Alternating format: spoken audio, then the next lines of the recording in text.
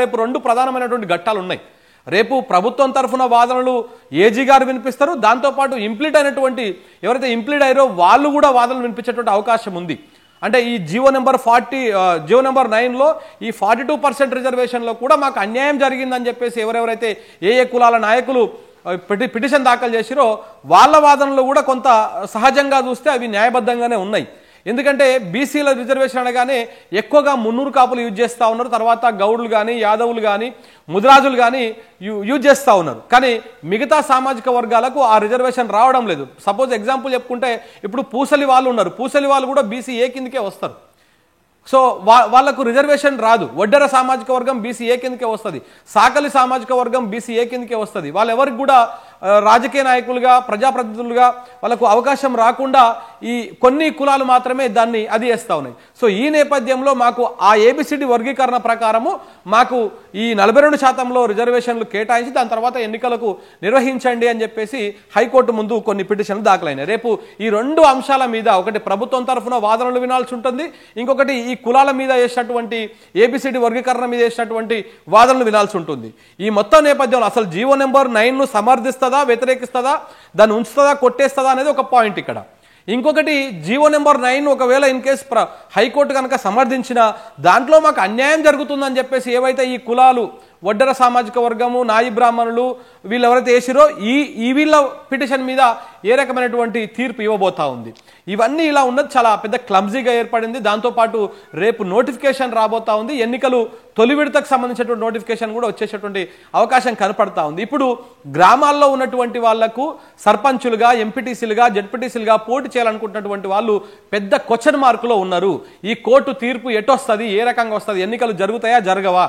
ఇప్పుడు మన లైవ్ నడుస్తుంటే కింద కొంతమంది ప్రజలు వాళ్ళ అభిప్రాయాన్ని వ్యక్తం చేస్తూ ఉన్నారు. ఇప్పుడు ఒకవేళ కోర్టు కనుక వాయిదా వేసుకొని పోయినా ఎన్నికల సంఘం ఇట్లాగనే మొండిగా ఎన్నికల సంఘం ప్రభుత్వం కలిసి ఎన్నికలు నిర్వహించిన రేపన్నాడు కోర్టులో ఈ కేసు వాదనలు జరిగి ఇవన్నీ జరిగినాక రేపు ఎన్నికలు అయిపోయిన తర్వాత వాటి సర్పంచో ఎంపీటీసో జడ్పీటీసో అయిన తర్వాత ఈ ఎన్నికలు రద్దు చేస్తే అప్పుడు ఎవరు మునుగుతారు, ఎవరు ఇబ్బందులకు పాలవుతారు, ఇట్లాంటి అభిప్రాయాలు కూడా వస్తూ ఉన్నాయి. ఈ అన్నింటి నేపథ్యంలో రేపు కోర్టు తీర్పు ఎలా ఉండబోతా ఉంది? మరి ఎన్నికల షెడ్యూల్ ప్రకటించేసి కాబట్టి రేపు 100% end of the day maximum evening సాయంత్రం 4-5 గంటల లోపల ఎన్నికల నోటిఫికేషన్ కూడా వచ్చేస్తుంది. సో కాబట్టి రేపు నోటిఫికేషన్ రాబోతా ఉంది, రేపు ఫైనల్ హియరింగ్ జరగబోతా ఉంది. ఏం జరగబోతుంది రేపు కోర్టులో అనేది ఇంకా మరింత ఏదైతే మనము క్రికెట్ చూసేటువంటి వాళ్ళు లేకపోతే సినిమా చూసేటువంటి వాళ్ళు క్లైమాక్స్లో కానీ లేకపోతే ఫైనల్ ఓవర్లో లాస్ట్ ఓవర్లో కూడా ఎట్లయితే ఉత్కంఠభరితంగా ఉంటుందో అట్లయింది ఇప్పుడు బీసీ రిజర్వేషన్ల అంశం కూడా హైకోర్టులో.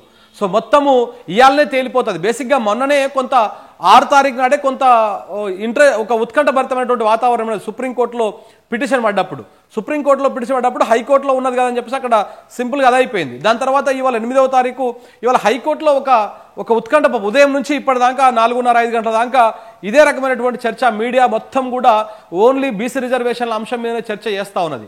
ఒకవైపు హైకోర్టు దగ్గర కొంత ఉద్రిక్తమైనటువంటి వాతావరణం, అక్కడ బీసీ నాయకులు కొంతమంది విహెచ్ కానీ ఇట్లాంటి వాళ్ళు కొంతమంది లాయర్లతోని వాగ్వాదము, బీసీలకు మద్దతుగా అందరూ అక్కడికి వెళ్ళి అక్కడ నినాదాలు చేయడం, ఇట్లాంటివన్నీ కూడా ఒక రాజకీయంగా ఒక హైప్ వచ్చేసింది.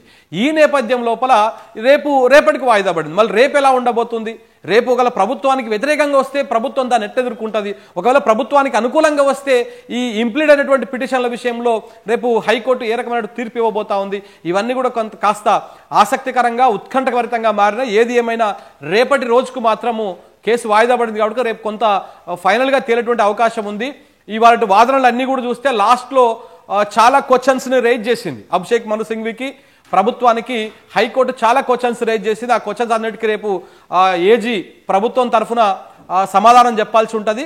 సో రేపే అసలైన ఉత్కంఠభరితంగా ఉండేటువంటి అవకాశం కనపడుతుంది. చూడాలి మరి రేపు దీన్ని ఏ రకమైనటువంటి తీర్పు వస్తుంది అనేది రేపటి వరకు వేచి చూడాల్సినటువంటి అవసరం ఉంది. ఏది ఏమైనా ఇంకొకటి మాత్రం ఇక్కడ ఎన్నికలకు ఎవరైతే సిద్ధమవుతా ఉన్నారో వారు మాత్రం ఇప్పుడప్పుడే కొంత తొందరపాటు చర్యలు తీసుకోవడానికి లేకుండా కొంత అందరిలో మాత్రం కొంత నీరు కారినటువంటి పరిస్థితి కనపడతా ఉంది. ఇప్పుడు ఎన్నికలు జరిగేటువంటి అవకాశం లేదు అనేటువంటి అభిప్రాయానికి ఇప్పటికే చాలా మంది పోటీ చేయాలనుకుంటున్నటువంటి అభ్యర్థులు కూడా రావడం జరిగింది. రేపు తీర్పు తర్వాత వాళ్ళ నెక్స్ట్ కార్యాచరణ కూడా ఉంటుంది.